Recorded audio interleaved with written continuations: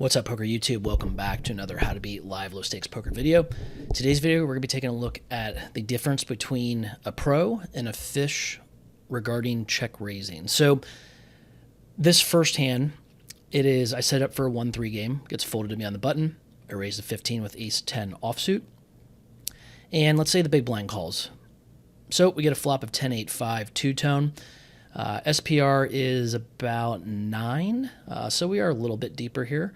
And our opponent checks over at archcitypoker.com. We like to suggest a lot of small bets in position with, and by a lot, I mean betting range in position on dynamic boards like this. If you're a little deeper, you could bump it up to maybe half pot, but I wouldn't go much higher than that because like against a sizing between quarter or half pot, they're going to check raise with their high equity portion of the range, and then they're just going to call with the weaker portion. So it allows you to play pretty perfectly moving forward on future streets. But let's say I do bet third pot here, and my opponent decides to check raise. So the live low stakes populations are pretty notorious for being incredibly passive, overly passive in spots. Especially in this dynamic where my range should be quite a bit wider on the button. He should be looking to attack this spot pretty often if he thinks that I'm betting too often, and I definitely am in this spot. So this is a very exploitable spot that we teach, but we know that our opponents are not capable of countering it. So typically when you see a check raise, like I said, the players in this within the live low stakes, the live low to mid stakes populations, 1, 2, 1, 3, 2, 5, even 5, 10, they are going to show up here with too much two pairs or better. And then like sometimes they'll add in some really high equity like draws, whether it's a nut flush draw or it's a combo draw, like let's say Jack 7 of clubs. But what we know is that moving forward, we can play pretty much a perfect strategy against this because ace 10 is going to be so far behind the value combos, and that's what the majority of your opponent's range is going to be, that you can actually just fold this spot.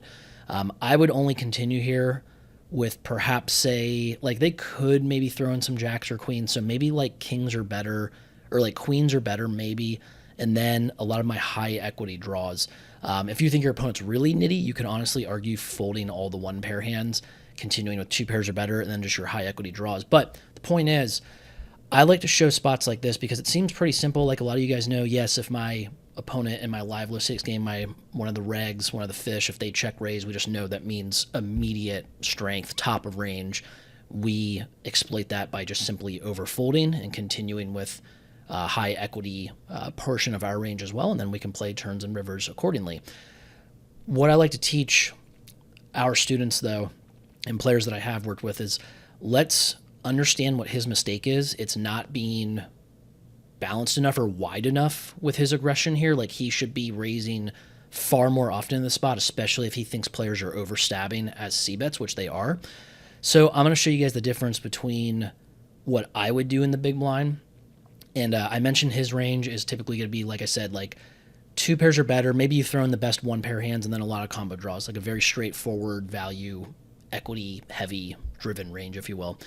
But let's take a look and flip the scenario. So let's say my opponent did raise on the button, small blind folds, we call. And yes, in the live low to mid stakes games, I typically am 3-bet or fold. Occasionally I'll do some cold calling in the big blind if the raise is small enough, just because you can close the action with calls in the big blind. I would always 3-bet from small blind though. If I'm in position facing a call, I typically 3-bet or fold just to isolate bad players. But let's say this time I do decide that this is like maybe an unknown. Maybe I felt fine about calling with ace 5 of diamonds. And it helps with this scenario, kind of showing how we can attack with a wider check raise range. So the beauty of especially the dynamic boards is that when we check to our opponent, they're going to be really straightforward or transparent with their sizings. So if they bet, let's say, for example, pot, and they bet, let's just say they bet like 30 here. We will know, oh, not us. Check, let him bet. Just click pot. So let's say he bets 30. We know that this is very likely top pair or better. We know that this is, if it's not top pair or better, it tends to be some kind of high equity draw. So very similar to their check raise range on the flop. What I would do against this is I would take pretty much like, and I think that because he's the pre-flop aggressor, we give him more of the over pairs as well. So I would take my 2 pairs or better. And then my high equity draws, like my nut flush draw or my combo draws, and maybe not even just my naked nut flush draw. Like maybe I would have to have a hand, like if I didn't 3-bet, I would, but if I had like ace 10 of clubs, you could take that and check raise. I would actually shove on him based on his sizing here with anything that's going to check raise against that strong of a range. Now, let's say instead we check. Instead of betting for a pot, let's say he bets small or something more half pot, which is what they tend to overstab with these smaller sizings, then I would take a hand like ace 5 with the 5 blocker, with the backdoor diamonds, with the overcard with the ace. I would take weaker club draws. I would take gutters. If I had a hand like, if for some reason, if I had a hand like 9-6 suited, I don't think we'd have that. But let's say we have queen jack of diamonds, even like queen jack of hearts. Yes, probably would have 3-bet most of the time, but just giving you guys an example, like we are attacking a weaker, wider range now in this spot. And so I actually think that because he only has 220 left now, if he had effectively 460 like us, I think we could go something more reasonable, but we still could go really large here. We could go like basically 120, 125 and set up a lot of turn shoves. But because he only has 219 left, a lot of you, like a typical or classic raise here, you'll think in your mind like 3 to 4x. So like a lot of you would click it to 45 here. Why not just go all in if we think he has a weaker cap range? We're going to get him to fold pretty much everything. And then even when he has that pot size bet and he has that stronger range, again, we're not taking hands as weak as ace 5. We're taking like our 2 pairs or better and then our really high, like our high equity draws, combo draws, if you will. So that range is going to be really strong itself, and we're very profitable to get it in against his large sizing. But if he goes really small here, we can attack very liberally here. Like a lot of you would just call with this maybe against half pot. You'd be like, well, the 5 is good against hands like ace king or king queen that he's just stabbing with. A lot of you won't even think about your backdoor diamond draw. We can do much better than that though. Like if he bets here, like let's say we check and he bets with pocket 7s just because he doesn't want to see more overcards. Like we should take so many hands in our range here, like all the draws we can think of.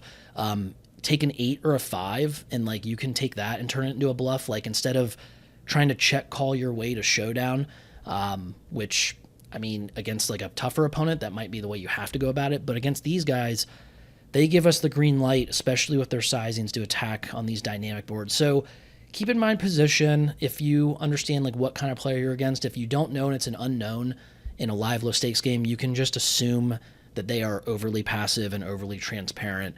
But you guys can see the difference. Like in example 1, what is the mistake our opponent is making here? He is not being aggressive enough. He is not check raising even close to as often as he should in the spot against this sizing. It allows us to play perfectly against his range, not just on the flop, but moving forward. Whereas if you flip the scenario, we become incredibly tough to play against, no matter if he goes small or large. Like, yes, his large sizing, he may continue some of the, or like a fair amount of the time, but even if we go back and we check and we give him the pot size bet and then we jam, like, he's still not going to feel super comfortable with 1 pair hands in some of the draws. Like they may even fold some of those, and you don't need as much fold equity in this spot, because if you don't have him already beat with 2 pairs or better, then we're going to have a hand like 9-7 of clubs, and we're basically flipping with anything for the most part that he's going to get it in with that's not a draw himself. Yes, sometimes do you get put in a spot where he has like nut clubs and you have 9-7 of clubs and you're not in that great of a spot? Sure, but it's rarer, and it's rare enough that we're not going to worry about it here. But you can see how no matter if he bets, like if these guys stab small or if they go large and let us know exactly where they're at, we tend to be able to take more of our range. And I wouldn't do it with ace 5 of club, like diamonds here. I'll show you. Like I said, it would be something like 9-7 of clubs or our obvious value hands, but this would be a play that I would make here. So you can see the point is, again, we are doing basically the opposite of what our opponent is doing in hand 1, where they're playing very straightforward, very passive and tight, to where this is very predictable. we are going to analyze their sizing when they're in position, and we're going to attack them in spots regardless of what they bet. Like, we're going to be able to come up with a range that makes sense, and we're just going to be really tough to play against. So, yeah, if you guys have any questions or comments, go ahead and let me know. Like the video. Please subscribe to the channel. That helps us out a lot. It helps the video become more visible to more people that want to continue their poker education. And then visit us over at archcitypoker.com, where we will definitely have a lot more content like this. So see you guys in the next video. Thanks.